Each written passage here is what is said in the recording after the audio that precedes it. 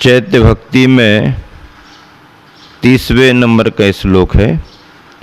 अवतीर्णवता स्नातुं ममापि दुस्तर समस्त दुरितं दूरं व्यवहरतु परम पावन मनयन् जयस्वभाव भाव गंभीरम्।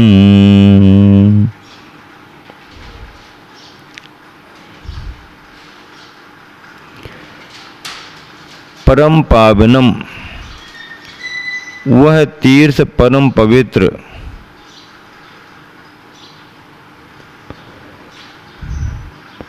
अनन्य जय्य स्वभाव भाव गंभीरम, अन्य के द्वारा अजेय स्वभाव भाव से गंभीर है। स्नातुम, उसमें स्नान करने के लिए, मम अवतीर्णवता, मुझ उतरे हुए के, अपि भी, दुस्तर समस्त दुरितम, बड़े कठिन सभी पाप, बड़े कठिन सभी पाप, दूरम व्यपहरतु, दूर से ही नष्ट हो गए। क्या कह रहे हैं? वह तीर्थ परम पवित्र, अन्य के द्वारा अजेय स्वभाव भाव से गंभीर है। उसमें स्नान करने के लिए मुझ उतरे हुए के भी बड़े कठिन सभी पाप दूर से ही नष्ट हो गए। किसी गहरी नदी में उतरना हो तो बहुत साहस चाहिए पड़ता है, बहुत हिम्मत की बात होती है। गहराई का अंदाज ना हो तो उतरने की जोखिम कोई लेना नहीं चाहता। नदी गहरी है, गहन है, गंभीर है। तीर्थ किसे कहा जा रहा? अरहन महानदस्य, अरहंत भगवान रूपी तीर्थ महानद। और वह तीर्थ परम पवित्र है, एक बात। अन्य के द्वारा अजेय है, अनेकांत का सिद्धांत, स्यादवाद का सिद्धांत दूसरों के द्वारा जीता नहीं जा सकता। अन्य के द्वारा अजेय है, स्वभाव भाव से गंभीर है। हाँ, उथलापन नहीं है, गंभीरता है, सिद्धांतों की गंभीरता है। उसमें स्नान करने के लिए मुझ उतरे हुए के भी बड़े कठिन सभी पाप दूर से ही नष्ट हो गए। उसमें अंदर जाने की बात तो बहुत दूर की, किनारे पर भी पहुंच गए तो हमारे पाप नष्ट हो जाएं। क्या बात है! बाहर की नदियों में स्नान करने पर शरीर की शुचिता होती है, शरीर का संताप दूर होता है। लेकिन धर्म की गंगा में यदि स्नान करो, अध्यात्म की गंगा में यदि स्नान करो, तो क्या होता है? मन की गर्मी भी शांत होती है और आत्मा भी पवित्र होती है। पवित्र तो आत्मा को करना है। वो एक उदाहरण आता है ना,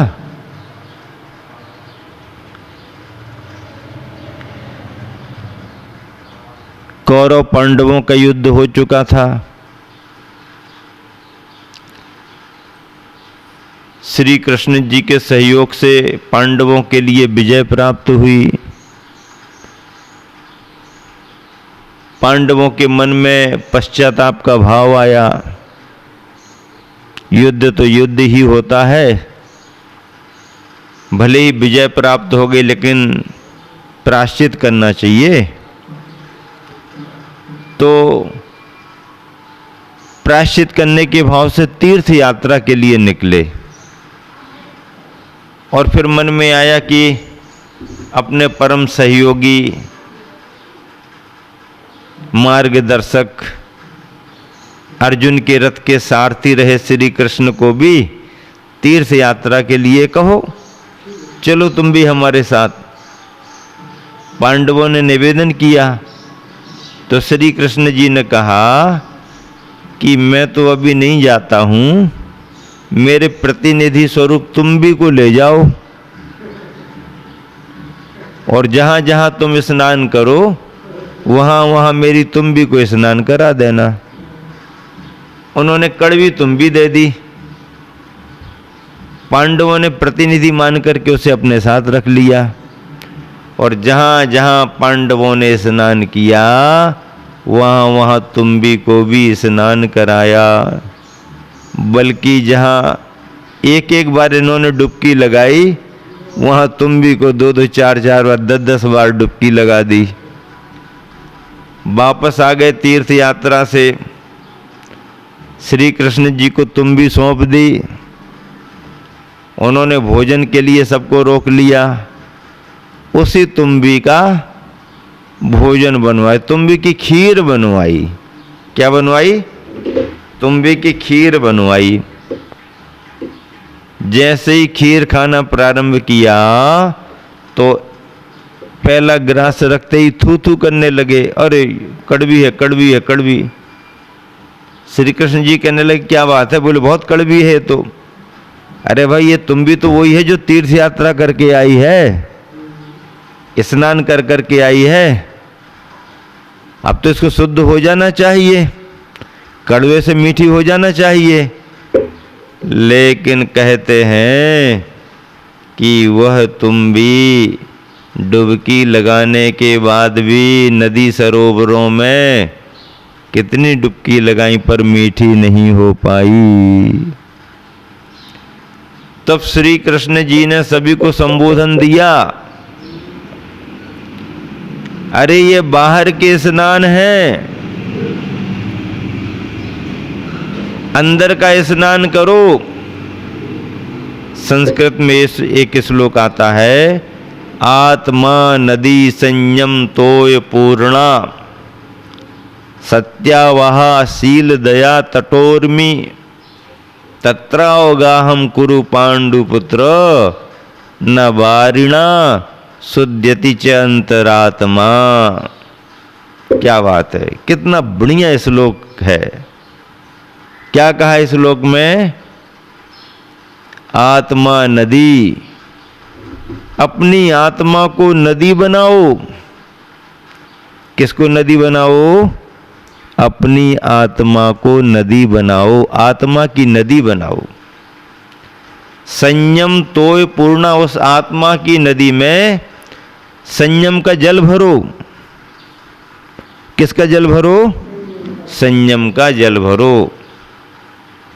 सत्यावहा, उस जल में सत्य का प्रवाह हो, ऐसी नदी में तत्रावगाहम, अवगाहन करो, डुबकियां लगाओ, स्नान करो। कुरु पांडुपुत्र, हे पांडवों के पुत्र, हे पांडुपुत्र पांडव, ऐसी नदी में स्नान करो। न वारिणा, पानी मात्र से, न शुद्ध्यति चे अंतरात्मा, जल से अंतरात्मा की शुद्धि नहीं हो सकती। अंतरात्मा की शुद्धि जल से नहीं हो सकती है। शरीर की शुद्धि तो हो सकती है, अंतरात्मा की शुद्धि तो धर्म की नदी में स्नान करने से होगी। कितना बढ़िया रूपक है, कितनी बढ़िया प्रेरणा है। नदी को देखा है, नदी के बहाव को देखा, अब तो नदियां देखने को नहीं मिल रही। बचपन से ही नदी को देखा है, नदी के प्रवाह को, नदी की धार को देखा, नदी की गहराई को देखा है। नन्ही देवरी ग्राम जो है ना, देहार नदी के किनारे बसा हुआ है। देहार नदी का किनारा है और खूब नदी भरी रहती थी, बहती रहती थी। आषाढ़ में जब बाढ़ आती थी तो फिर देखो ऊपर ऊपर चढ़ कर के पानी आता था, गांव के अंदर तक आता था। ऐसी नदी में स्नान करो। हम लोग क्या करते थे, गर्मी के दिनों में जो घाट गहरा हो, पानी से भरा हुआ, उस घाट पर जाओ।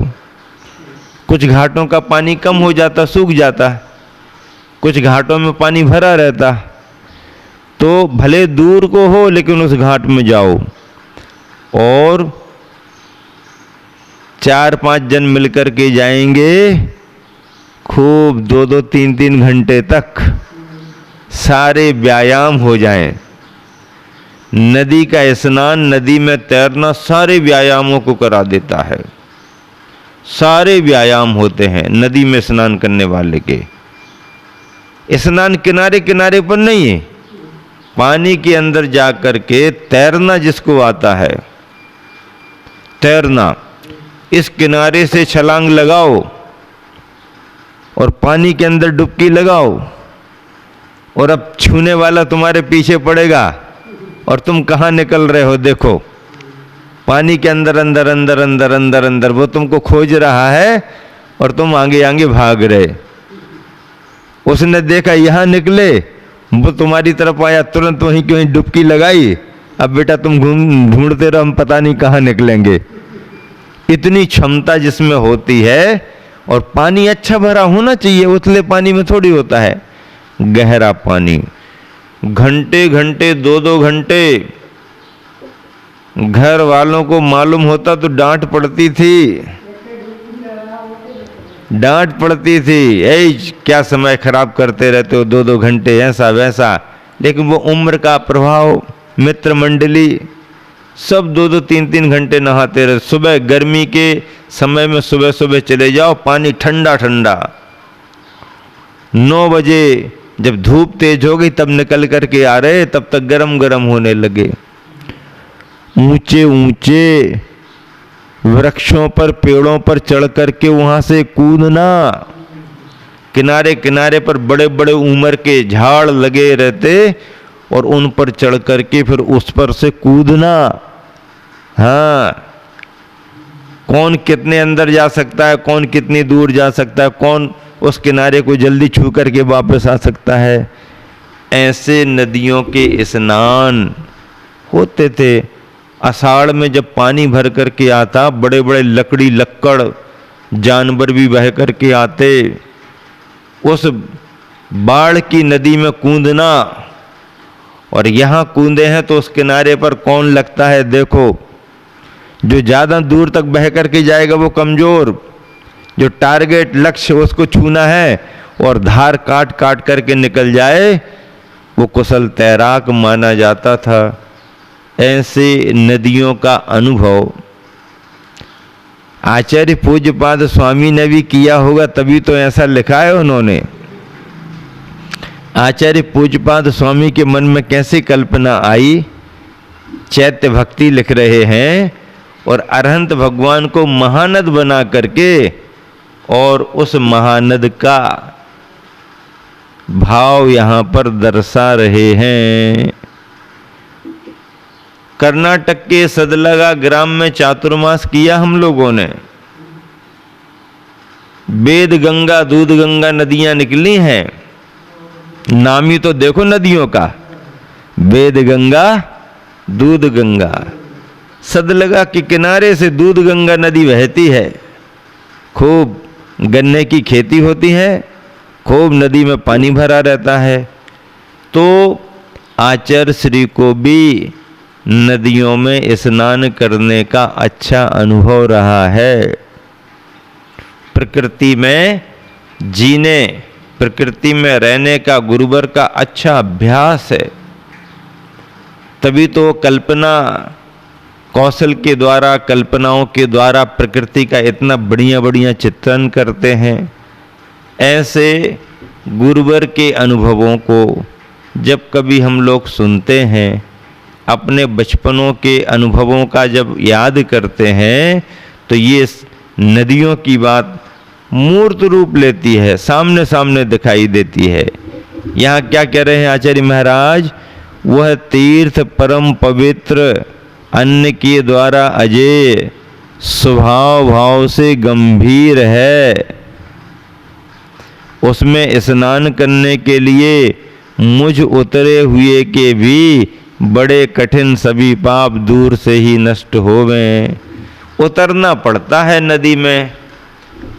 जिन खोजा तिन पाइया, गहरे पानी पैठ, हों भोरी डूबंडरी रही किनारे बैठ।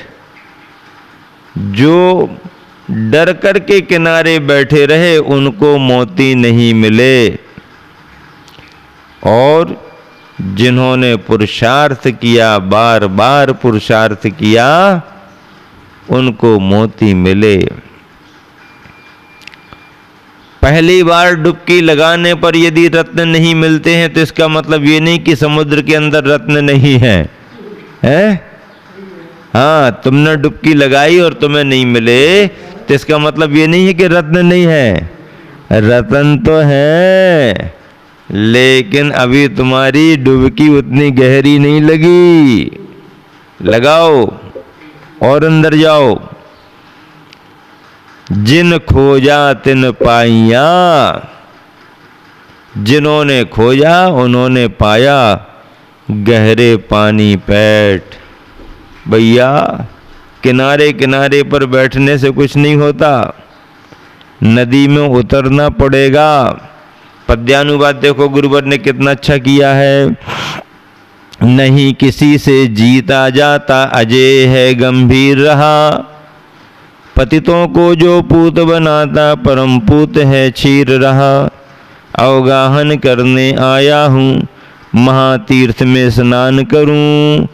मेरा भी सब पाप धुले, बस यही प्रार्थना दान करूँ। मेरा भी सब पाप धुले, बस यही प्रार्थना दान करूं। नहीं किसी से जीता जाता, कितना बढ़िया है। ऐसा भाव आचार्य पूज्यपाद स्वामी ने लिखा है, और उसी भाव की व्याख्या यहाँ पर की जा रही है। गुरुवर आचार्य श्री ने भी बहुत प्यारा पद्यानुवाद किया है, जो भाव आप सबके सामने स्पष्ट है।